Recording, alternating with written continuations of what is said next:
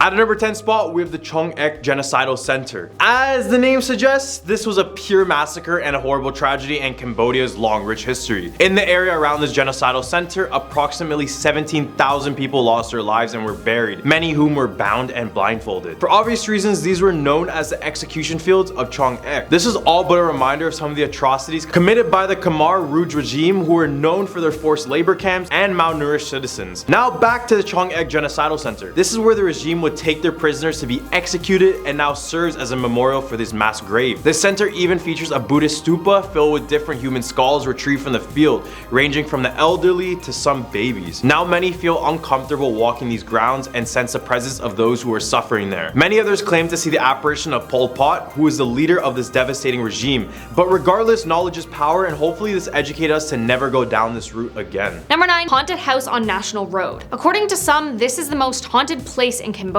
There are many stories that describe it as a very mysterious island where a lot of people have either passed away or disappeared without a trace. Now on National Road number 5, from Kampong Chang Province to Prasat Province in Cambodia, just 5 minutes driving from Steung Bribo Bridge, on the right hand side, there's a house that most people stop by to pay their respect to, a famous ghost house. There's a very large monument built because a family that didn't particularly want to live created a curse. The curse took residents in a pit they threw themselves in to take their lives. Eventually people who drove near it started to pass away. It was also said that the residents who lived nearby started to pass away around World War II. At the time it was a wooden house, but now it's concrete. At number 8 spot, we have Boker Hill Station. Boker Hill Station once served as a French settlement town and a hideout for the Khmer Rouge regime. Remember that terrible communist party I mentioned earlier? Through its time, many lives were claimed due to the hard labor needed to build all this infrastructure. This town even saw a war with the invasion of Vietnam. This regime used this place as one of their last strongholds, so many lives were lost defending it. Now it lies completely abandoned with only the rundown buildings to show for it. Fortunately, the place opened up for tourism, but many people report feeling sadness walking along these blood-stained grounds. Many people visit the old hotel in the town and they claim to see the apparitions in the corner of the rooms, standing there just watching them. Didn't think it was scary yet? Imagine this place at night. Boom, terrifying. Now at number 7, Tuol Sleng Genocide Museum. In the 1970s, this former high school was converted into the notorious S-21 prison by the Khmer regime, where an estimated 20,000 prisoners were executed. Souls of the victims who were detained, starved, tortured, and executed are said to be roaming the S-21 hall. Many unusual incidences have been reported there, including the guards who hear moaning and chains rattling at night. Today, the school or prison has been transformed into a museum where the ghosts of the deceased are still said to haunt the halls. Of the 20,000 prisoners that experienced the horror of S-21, only approximately 6 to 12 are rumored to have survived the genocide. The museum employees even leave food out for the ghosts during their lunch breaks. They say that if they don't leave an offering, they can't enjoy their own lunches in peace due to loud noises and other ghostly activities. At number 6 spot, we have the Independence Hotel. This hotel in Sihanoukville, Cambodia is thought to be haunted by one of its former residents. The wealthy and the famous quickly filled the rooms of the hotel after its 1964 construction. After a few years of prosperity, the hotel closed its doors in the mid-1970s to become a base for the Khmer Rouge soldiers. We can't escape this regime, can we? Rumors claim that the hotel conducted mass killings while using the swimming pool to house prisoners. It was abandoned and allowed to deteriorate before being restored in 1982 and serving as a hangout for UNTAC troops in the early 1990s. It was then shut down in 1999 and had a significant renovation and reopened to visitors in 2007. Despite the reopening, the new paint couldn't mask the atrocities done within the hotel. Guests would report cold spots in the room, and others would report an infamous spirit of a young girl who took her own life in one of the rooms, or even the aggressive spirits of the 4 robbers who were reportedly shot down in the mid-90s at the hotel. Think you can do a day at this hotel? Cause I can't. Halfway at number 5, Banana Ghost Tree. The story goes that a husband was sent abroad for business, and while away, the wife got sick and passed away. Her spirit became vengeful and started haunting the people of their village. When the husband returned, not knowing about his wife's passing, he quickly realized that the woman he found was not his wife, but her ghost when she unnaturally made her arm longer. He ran away from their house seeking help, but even after a proper burial, his deceased wife followed him to a Buddhist monk's house where he sought safety. As he was reciting prayers with closed eyes, his wife's ghost climbed one of the many banana trees near the monk's house, entered through a window, and immediately took the life of the man. A belief which many people still follow stems from this legend forbidding people from planting banana trees next to their their houses, as her ghost spirit could enter through the house by climbing in on a banana leaf. If there was already a banana tree growing close by, all of the banana tree's leaves touching or near the house would usually be cut off for safety. At a number 4 spot, we have Kokor. Kokor is an island approximately 20 kilometers outside of the capital city of Cambodia. This place is a complete tropical paradise, but as they say, beauty is often deceiving. Turns out this island is nicknamed Murder Island, and they got this name because, you guessed it, the Khmer Rouge regime was here, and they established a prison where they would use it as an execution site. This prison was estimated to have claimed the lives of thousands of people due to physical abuse and malnourishment. This is why many residents of the island claim to see the ghosts of the former prisoners wearing their black shirts and crying out for help in the middle of the night. They even left a brutal display of the remains of those who lost their life on this island. Don't know about you, but I'm still hung up on the fact that it's called Murder Island. Shouldn't this be a no-brainer for all of you guys as well? Now at number 3, Champa Pagoda. During the broadcasting of a horrific night, a local radio programmee served as a channel for Cambodian people who would call in and share their paranormal experiences. Noah Viseth, a government official residing in Stung Treng and a dedicated listener who tuned in on the show every Saturday and Sunday, said his life was almost taken by the ghosts while traveling along the road in front of Champa Pagoda in the Vey district. His story was this: it was 10 p.m. and I was on my way home from work. Suddenly, a bike ran into me. I avoided it and fell over, and then the bike just disappeared into thin air. This is not the first story of its kind to have been reported. Many claim that they have experienced similar incidences while traveling in the area, which is well known for being a place where hundreds of people passed from traffic accidents. At number 2 spot, we have the Kampong Cham Ghost House. In 2005, the movie The Haunted House was filmed in this house. Before the shooting, all the actors prayed and made a super ceremony to pay respect to the spirit inside the house.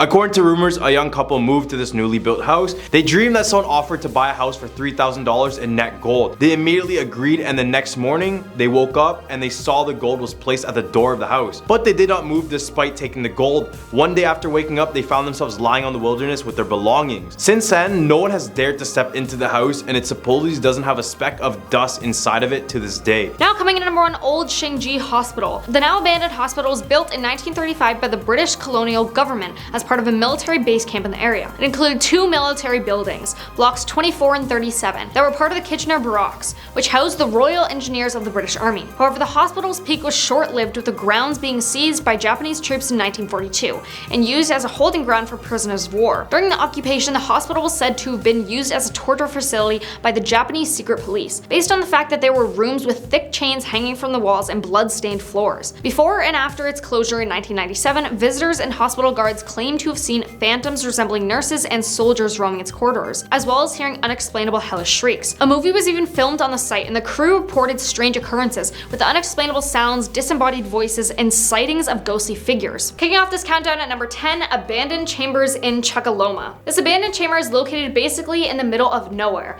about 8 kilometers from the closest inhabited village called Chokoloma. Formerly a charming mansion filled with life, it was built in a big village called Ostashevo, which died out in the 20th century due to the rapid urbanization process the Soviet Union faced. The landlord of the mansion was a rich businessman from St. Petersburg who constructed it as a present for his second wife, who was an Ostashevo local. The chamber is built in pseudo-Russian style, an unusual mix of Slavic and Byzantine architecture. Nowadays, the mansion looks more like a horror house from Russian-style thrillers and is almost completely forgotten, except for the group of enthusiastic bloggers gathering money to revive it. The mansion is within walking distance from the village, but it would be wise to ask a local to give you directions. Now at number 9, Katachan Village. Officially known as a depopulated community, this Russian village actually looks like a ghost town rather than anything else. Originally, this place was established as a coal mining village, but the corporation shut doors due to numerous incidences there. As a result, the locals soon left the village and settled in other communities, without even packing all of their possessions. By the end of 2010, the village in Matagan Oblast was almost completely deserted.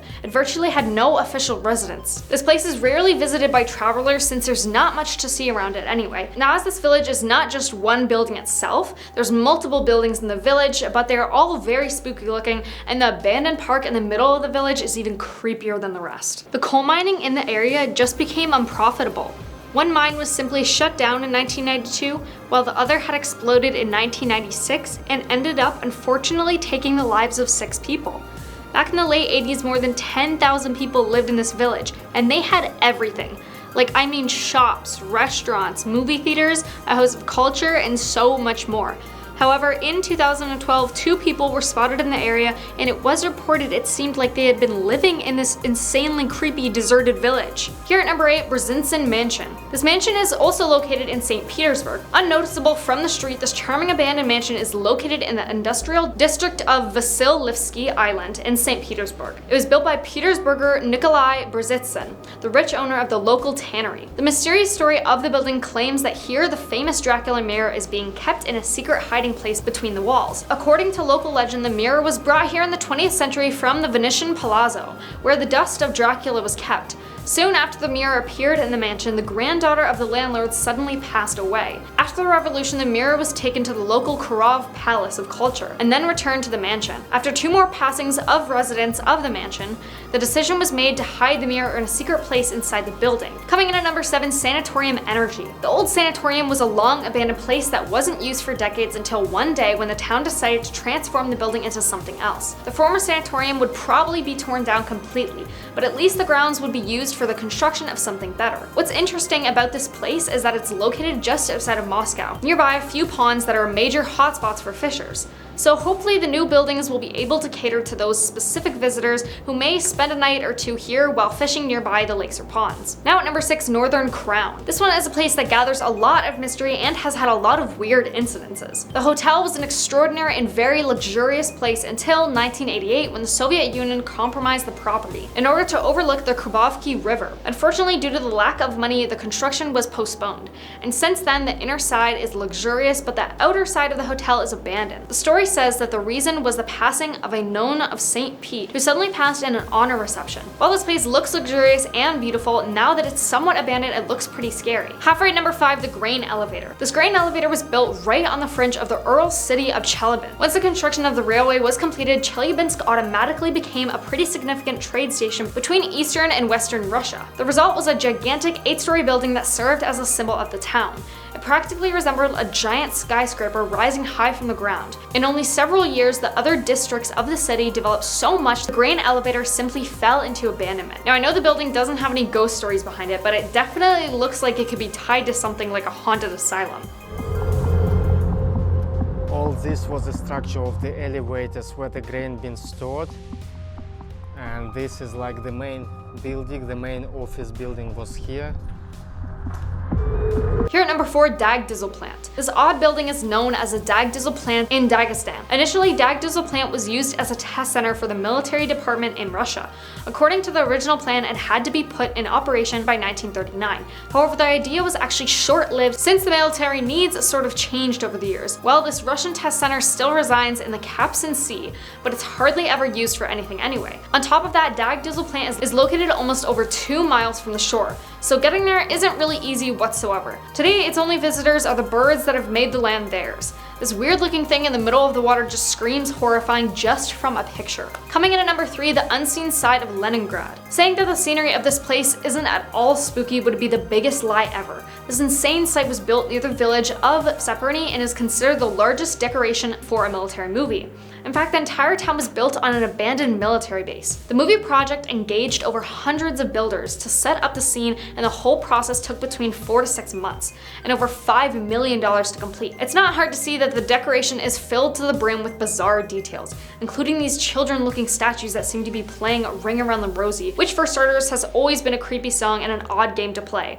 I mean, the lyrics in the song are ashes, ashes, we all fall down. Now at number 2, Atomic Lighthouse. The Atomic Lighthouse, constructed by the Russian architect Murray Shinobu, was built on the Sakhalin Island in the mid-90s. It was in fact a very complicated building, a technical one that had to be a unique creation. Kapanava's lighthouse used a diesel generator to get going, although it also had some backup batteries. In the late 90s, the Atomic Lighthouse was retrofitted with more power as a way to save more money. However, somehow it eventually became abandoned anyway. So the building now sits lonesome by the sea, hopelessly waiting for a new potential reconstruction. But with the clouds and all the decay the building has already experienced, I'm not sure anyone would want to even go near that thing, let alone build something else in its place. So this is floor number 3. This looks like it was probably the living quarters. People lived here, like season round. There had to be someone here at all times manning the lighthouse itself. Looks like the walls have been painted blue. The reason why I think this is also living quarters is it's the only level that we've seen with the space view on it. Got a shelf and then a closet right there. Taking our number 1 spot, Maternity Hospital. This building was constructed at the end of the 18th century on the territory of the hospital for participants in the Patriotic War of 1812 against the French army of Napoleon, and initially was a general district hospital. It became a maternity hospital in the second half of the 20th century and was closed for reconstruction in 2009. The plan of this 2-story building resembles the Russian letter with a basement and attic. The ceilings are more than 5 meters high, and in spite of the fact that the building is totally abandoned, it still has central heating and is rather clean. Bloggers and people passionate about abandoned sites visit it on a fairly regular basis. The hospital is situated in the region of Vladimir, 186 kilometers to the east of Moscow. As maternity hospitals are usually good places to welcome new children into the world, this place is terrifying and no place for children now. To start our list right, at number 10, we have the Queen of Spades. Basically the Russian version of Bloody Mary. This supernatural being is said to grant wishes to anyone who summons her, but at a price, of course. As the Joker once said, if you're good at something, never do it for free. To summon her, similar to Bloody Mary, you need to go into a dark room with a mirror and light a candle in front of it. Once you have that set up, you need to place a Queen of Hearts playing card right against the mirror. Then, taking lipstick, you need to draw a door with some stairs on the mirror. Now in front of the mirror, you need to clear your mind and close your eyes and say, Queen of Spades, come, 3 times. While you're saying her name, visualize the Queen of Spades opening the door and walking the stairs from the lipstick drawing. This part is where many report hearing evil laughter just before they encounter the Queen of Spades. Once she appears to you, you need to hold your candle and say your wish out loud. Once you're done, blow out your candle. If not, her spirit may come out of the mirror and stay in our world. Coming in at number 9, we have the Black Curtains. This Russian story started off as a simple request from a mother to her daughter, asking her to go to the store to purchase some curtains for the home. She urged the daughter to not buy any black curtains under any circumstances. However, when the girl got to the shop, she saw that there are only black curtains. So despite her mother's wishes, she decided to get them rather than go home empty-handed. When she arrived home, her mom was upset. But since they had no curtains, she put them up anyway. And this is where things get worse. During that night, the girl's father was strangled, and the night after, the same would happen to her mother and her brother. The traumatized girl rushed to the police, and it was decided that they would set up cameras and microphones all over the home to investigate the murders. They ordered the girl to go to bed as normal, but as time went by, the black curtain appeared to stretch and move, reaching for the girl in her bed. The police immediately opened fire and the curtain began to bleed out and let out a demonic screech as it fell to the ground. Stealing our number 8 spot, we have the Old Lady of Ostankino. This is a 5-century-old story of a lady living in the district of Ostankino, Moscow. The strange thing is that this lady only appears to Russian leaders, not other citizens. It is said that she appears to Russian leaders to warn them of upcoming dangers such as attacks, sicknesses, plagues, you name it. In return, this old lady only asked them to never farm on the land that she appeared on, in Ostankino. Despite getting useful advice, a powerful ruler of Ostankino disobeyed these orders and ordered men to start digging in the land. The lady was angry and summoned all the spirits of the land, and it was said that they possessed the residents of the city and led them all to their dooms. But at number 7, we have Anatoly Moskovan, the corpse collector. This is definitely a case where life is stranger than fiction. Legend has it that a mysterious person roams Russia, waiting for people to kidnap. He then kills them, preserves them, then puts their mummified bodies on display. It's a horror story fit for nightmares. This mysterious person was later found and arrested, going by the name of Anatoly Moskovan. He was reported to have killed 29 women, would mummify them, and would turn them into large dolls. His parents even thought they were large regular dolls. Anatoly was no stranger to the cemetery and had visited with his friends on multiple occasions. Here is where they said he discovered his sinister hobby. He even claimed that he was empathetic to the corpses as his sole purpose was to bring them back alive. Securing our number 6 spot, we have the Domovoi. The Domovoi is a house spirit in Slavic folklore. It is a masculine, typically small, bearded, and sometimes covered in hair all over. According to some traditions, the Domovoi takes on the appearance of current or former owners of the house, but has a gray beard, sometimes with tails or little horns. It is the protector of the house, and every home is said to have its own Domovoi. The Domovoi protected not only the human inhabitants of the house, but their herds and household animals as well. In some areas, Slavs believed that prosperity and well-being could not exist in a new home until the head of the family died and became its guardian spirit. Right in the hump of our list, we have the infamous Baba Yaga. This is a Slavic folklore that is commonly told around Russia. The Baba Yaga is a supernatural entity or witch that takes the form of an elderly lady. She is said to be the refugee of the dead, meaning this is the form she had taken after coming back from the afterlife. Appearing as weak and fragile, this would be a good way for the Baba Yaga to disguise what her true sinister intentions were. She is described as having bright red eyes and sharp metal or stone teeth. Her house is reported by witnesses to be a dark house deep in the woods that is standing on 2 chicken legs. Her house is said to be moved around by Baba Yaga's power to travel to different locations to find more victims.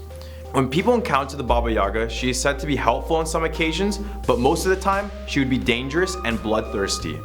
For example, in one story, she would do something heroic like locating a missing bride, but in another story, she is a child-eating monster who can't stop. A famous disaster takes our number 4 spot, the Chernobyl Blackbird. Just a few days before the infamous Chernobyl nuclear plant disaster, many workers at the plant reported seeing a large, dark, and mutated man with gigantic wings. This humanoid creature was given the name Blackbird of Chernobyl, and despite the fact it had no head, it had piercing red eyes that would send chills to the spines of anyone caught looking. Before the nuclear disaster, workers claimed to have been plagued by terrifying dreams and many instances of bad luck.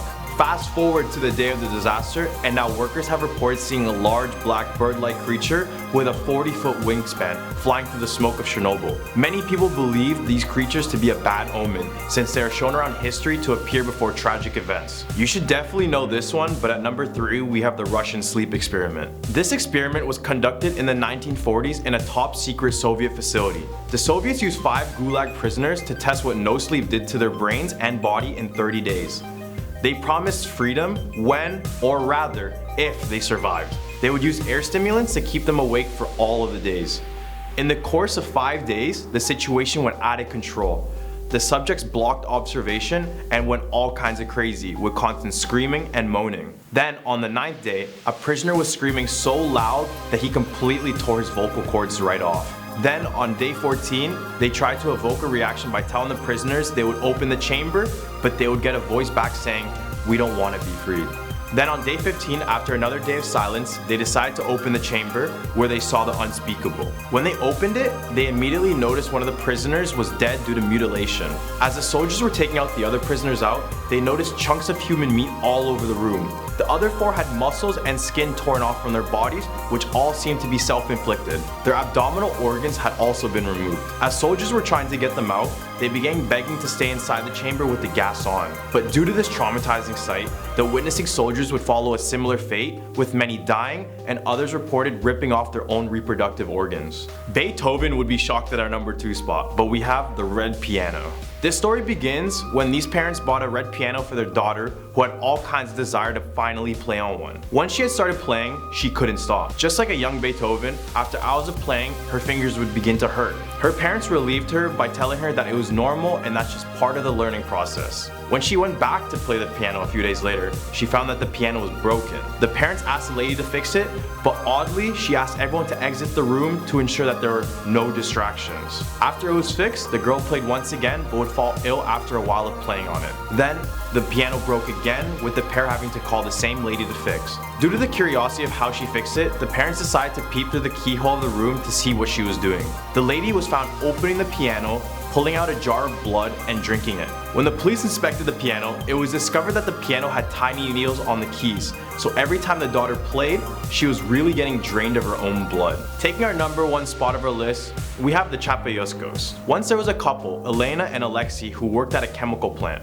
Their love for each other was very strong. However, one day before their wedding, an accident occurred. Alexei was at the chemical plant when a chemical fire bursted out of nowhere, eventually making the whole plant explode. Unfortunately for her, it was too late to escape, and he passed away in the fire along with one other co-worker. Upon hearing the devastating news, Elena, with no intentions to live anymore, threw herself in front of a train. Eyewitnesses said that she wore a white gown before jumping on the track, which was the same outfit that her grandmother gave her for the wedding. She was later buried in the municipal cemetery, and now people who decide to visit their loved ones at the cemetery report seeing Elena in her white gown strolling through the grounds. Apparently, her ghost is still looking for her loved one Alexei. Starting off this countdown at number 10, Segeganji Shrine. Japan is globally popular for its shrine culture and has approximately 80,000 shrines. The most important among all of them is Segeganji Shrine. It is one of the most expensive temples in Japan due to its architectural magnificence since. To maintain the Shinto traditions dating back to the 8th century, this temple is rebuilt every 20 years, and that comes with $1 million price tag. However, you'd think spending that much money on something, you'd want people to see it and enjoy it, but unless you are a member of the royal family, you're forbidden to enter the hallowed halls of this ancient Japanese representation. Number 9. The forest. The Okigahara Forest, also known as the Sea of Trees, sits right along the edge of Mount Fuji, roughly a 2-hour drive west of Tokyo. At the entrance of the forest, you're greeted by a sign that reminds visitors that life is a precious gift from their parents. Okigahara's dark reputation has been around for decades. Legend has it that in the olden times when food was in short supply and the situation grew desperate, a family might take a dependent elderly relative, typically a woman, to a remote location and leave her to pass away. At first, the ghost visitors had claimed they saw in Okigahara were presumed to be the vengeful spirits of the old who had been abandoned to starvation, and the mercy of the elements. But that all began to change in the 1960s.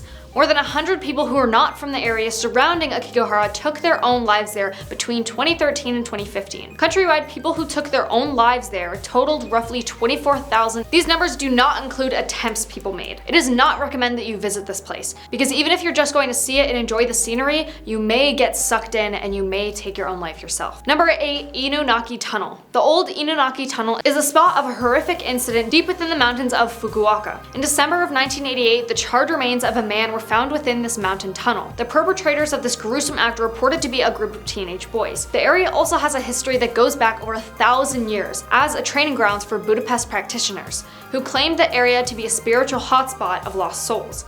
These claims were later backed up by a modern spiritualist who visited the mountain area in the aim of recording a television special, but promptly refused to go further due to the foreboding spiritual atmosphere. The tunnel itself has been sealed off with concrete blocks, forbidding entry, but an opening in the top of the tunnel still allows entry for anyone foolish enough to climb over. The tunnel is no longer in use and far off the beaten path, meaning no assistance would be able to reach you in an emergency situation, so it is highly discouraged that you try visiting. Number 7. Takauka Unuma. This is certainly not a place to be visited now, but not for the reason you might expect. The story begins with Japan's rising bubble economy in the 1970s, in a rural northern part of Fukushima Prefecture, but the tale ended prematurely in 1986 and failed dreams never to be truly realized. Allegedly, after a few passings by people falling from the roller coasters, the park was shut down and multiple attempts to reopen the park all failed. Rather than demolish this area, it was just left to rust and fade out of the public consciousness. The decaying and dangerous structures were like a beacon calling out urban explorers who seemed to find the location popular. However, since 2018, the area has been mostly outfitted with solar panels, and all remains of the park attractions have disappeared. The legend still lives on as pictures and stories about the park continue to surface on the internet from time to time. But that is the first and last stop for anyone looking to test their courage in the park these days. Now at number 6, Iwo Jima Island. One of the Bonin Islands in the Pacific Ocean far south of the Japanese mainland, this island has forever been ingrained in the cultural consciousness of a historical battlefield in World War II. However, it is also home to Mount Suribachi,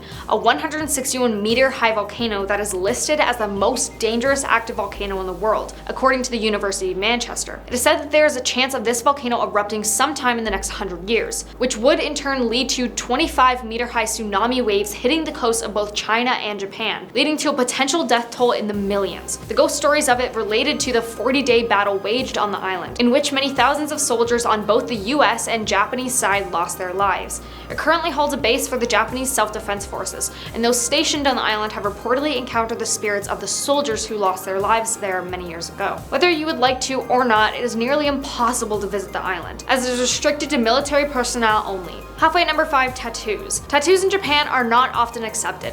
Yes, as they are legal, you are technically allowed to have them, but if you go into some places, you will be frowned upon or possibly even kicked out if your tattoos are showing. In 1872, tattoos of all kind were prohibited to help give an appearance of civilization and sophistication throughout the country. This resulted in an increase in arrests and tattoo artists moving their shops underground. It wasn't until 1948 that tattooing became legal again. However, the stigma around the art has remained. In 2015, a Japanese tattoo artist was arrested for violating the Medical Practitioners Act. Police visited his tattoo parlor in relation to a criminal case against a pharmacy where the person was listed as a client.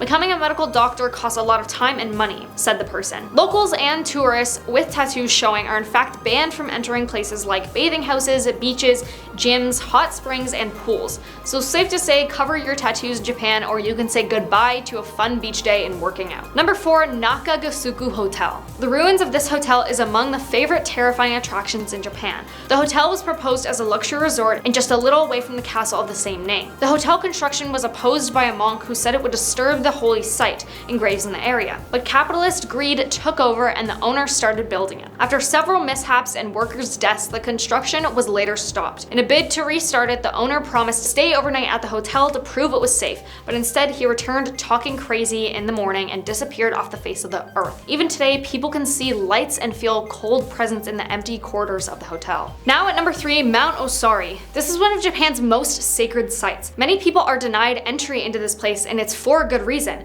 because it's claimed by many people to be the entrances of hell. First, the temple lies on top of a volcanic plain, and as you roam the area, you will constantly pick up the scent of sulfur, which is already eerie because this is a smell of ghosts and devils, supposedly. But volcanic reasons also make sense. According to the Buddhist monks, they say this place resembles the descriptions of hell and also paradise, so this is why they believe this is the spirit hub. Around the area, there are these little Jizo statues, which are used to guide people who were lost, especially for children to take and keep them for safety. Parents who have lost their children bring pebbles to the site as an offering for their kids to easily go through the afterlife. Except many of the pebbles are left broken, and many people blamed it on evil demons in the area. They even have a festival at the shrine where blind women call a taco brings messages from the afterlife back to the living. So best believe there are quite a few spirits here waiting to be communicated with. Number 2, Hashima Island. Hashima Island in Japan is completely deserted now, but it was once the most densely populated regions on the planet, a hub for undersea coal mining. It was used in that capacity for almost a century, from 1887 until 1974. Around that time, petroleum started to take over and the coal capital of Japan was abandoned. The locals now know it as Gukujima or Battleship Island for its resemblance to such. Its spooky ruins are a trip for only the bravest to take. Now coming in at number 1, Gas Mask Island. South of Tokyo, you'll find Japan's Uzu Islands. On account of the active volcano and huge quantities of sulfur, it continues to emit between frequent eruptions. In the year 2000, according to Atlas Obscura, a series of eruptions caused the island to be evacuated. 5 years later, the levels of gas had disappeared enough for residents to be allowed back, but with a strict stipulation. They had to carry gas masks at all times, ready to be worn at a moment's notice, and they still do, as does everybody that dares to visit. So technically, you can visit this place if you want, but you have to be wearing a gas mask to enter, and it is not recommended. At a number 10 spot, we have the Kifune Shrine. This place is very well known as a beautiful sightseeing spot in Kyoto, Japan, but for many locals, the dark history makes them have a different perspective of the place. Kifune Shrine is known as the birthplace of a terrifying ritual known as the Ishunokoku Mari, which refers to placing a curse on someone by placing a nail through a straw effigy, which is sort of like a voodoo doll. Then you nail it onto a tree around the hours of 1 to 3 a.m. We did a 3 a.m. video, so you already know how cursed that time is. If anyone is caught watching this ritual, the person conducting the ritual must eliminate that person, or else the curse will reflect back onto them. The performer usually wears a white kimono, sandals, and places 3 burning candles on top of their head. If you visit the shrine to this day, you will find many trees with holes on it, presumably from the nails of those attempting this scary ritual. At our number 9 spot, we have the Washima Shrine. There is no doubt Japan is a very beautiful place, meaning that most of the shrines I mentioned on this list are very visitable. So I had to mention Washima Shrine to change your mind on that. This shrine contains over 20,000 dolls who are believed to be possessed from its past owners. The dolls will be left at the shrine as an offering from women to pray for fertility and for safe birth. Come on, look at this place. Tell me you would go here willingly. According to legend, Empress Zengu was journeying home from a war overseas. As she was on her way back home, a huge storm took over the seas and broke the boat partially. This caused the Empress to pray to the gods, and apparently they brought her back safely to Tomagashina. Here she would build the Washima Shrine to thank the gods for their service. People believe that these dolls over time would develop souls, so the reason why many donate it is to get rid of the curse trapped inside of these dolls that caused many of the problems and issues within their own life. At number 8 spot, we have the Dashogun Shrine. This shrine was originally built by Emperor Kanmu in 794. It was originally built to break the evil coming from all sorts of directions, whether this be from physical enemies or spiritual beings. This became a place where people would go to pray for protection. Specifically, many would call for the god of the stars, Dashogun. Enshrined at the place are many Japanese figures fighting a beast named the Nu. A Nu is a Japanese yokai described as having the head of a monkey, the body of a raccoon dog, legs of a tiger, and a snake for a tail. Pretty terrifying, right? Because these creatures can also transform into a black cloud and fly all over the place. Back in the early years of its construction, it said that the current emperor sent out these powerful warriors to kill it and make the place peaceful at last. Except many believe the Nu is still out there near the shrine, with reports of seeing the creature in the forest surrounding the area. At our number 7 spot with the Menengi Temple. Menengi Temple is located in Iwamizawa, Japan, and it was originally built in dedication to the Jodo sect of Buddhism. Despite its spiritual beginnings, the temple is now known for the cursed doll that lives within it. The story starts in 1918 Japan. Older brother Eikichi Suzuki bought a doll for his 2-year-old sister Okiku. The doll had a black bob cut and a traditional kimono on it. His sister loved the doll so much that she would even name it after her own name. These two would become so attached together like no other. But in the following year, Okiku became gravely ill and ended up passing away. To commemorate her family put her favorite doll on her memorial shrine. Everything seemed fine until after a few days they would begin to notice something very strange. The doll's hair seemed to be actively growing, and every time it would be cut, it would continue to keep growing. Eventually her family would move away but chose to keep the doll in the same place, thinking that Okiku would have wanted that. Now it resides in the Menengi Temple, where it's said that monks will cut the doll's hair regularly as it keeps on growing. At number 6 spot, we have the Segeganji Shrine. The Segeganji Shrine, also known as a Kappadera, is a Zen Buddhist temple in Tokyo. It got its name from a Japanese mythological entity known as the Kappa. And no, I don't mean that trashy clothing brand. I'm talking about these guys. Kappas are these human-like creatures, small in stature, with webbed hands and feet. It has a turtle shell on its back, and a beak and a saucer on their head, always seem to be filled with water. These creatures would just be known for their troublemaking. They would play games with both animals and humans, and in some cases, the Kappa would impregnate women and drown people in the rivers where they resided.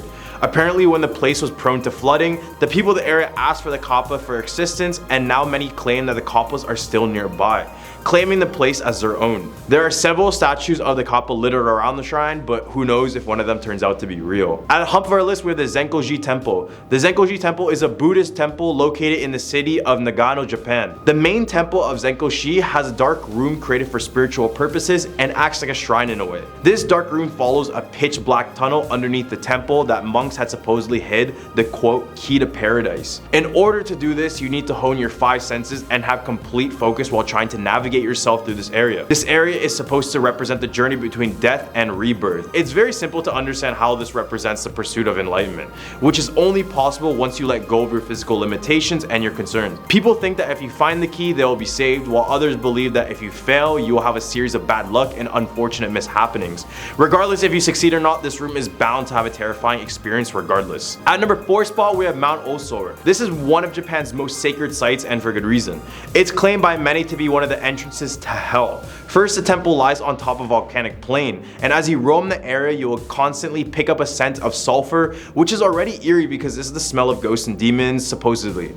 But volcanic reasons also make sense. According to Buddhist monks, they say that this place resembles the descriptions of hell and also paradise, so this is why many believe this is a spirit hub. Also around the area are these little Jizzle statues, which were there to guide people who were lost, especially for children to take and keep them for safety.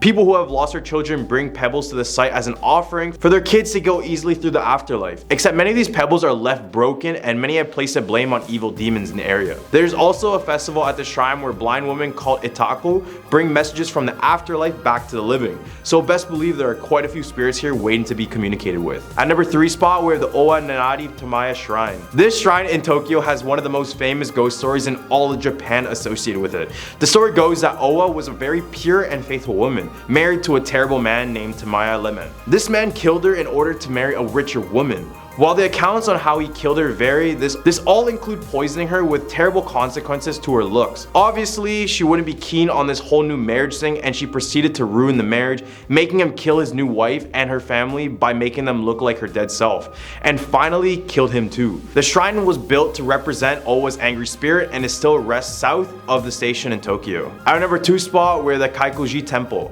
This place has nothing really scary about it except the fact that it has mummified bodies on display.